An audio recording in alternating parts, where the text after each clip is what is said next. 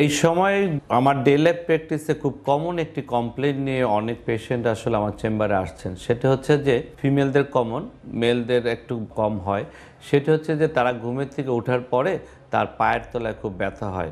ব্যথা হওয়ার পরে সে আসলে স্টেপ দিতে খুব কষ্ট হয়, খালি পায়ে তো পারেই না, এবং কিছুক্ষণ হাঁটার পর হয়তো আস্তে আস্তে একটু কমে।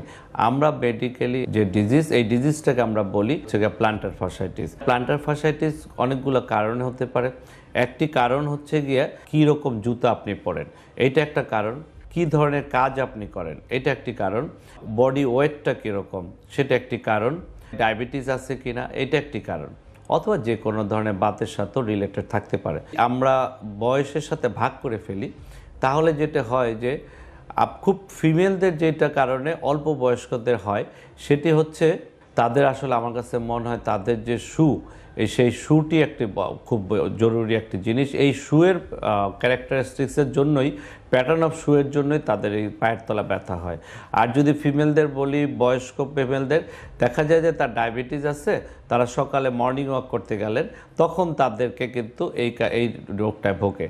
আর দেখা যায় যে যাদের ওজনটা বেশি তাদের হয়।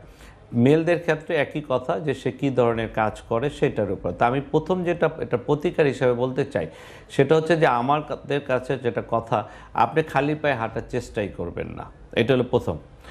সেকেন্ড কথাটা হচ্ছে, আপনি যখন স্যান্ডেল পরবেন, সেই স্যান্ডেলটা অবশ্যই নরম হতে হবে।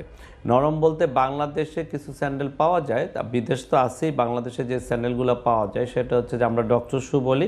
এটা যে কোনো একটা রিনাউন্ড দোকানে যাবেন, দোকানে যে জিজ্ঞেস করবেন ডক্টর শু আছে কিনা, সেই ডক্টর শু পরলে আপনি অনেকটা প্রতিকার পাবেন। এটা একটি।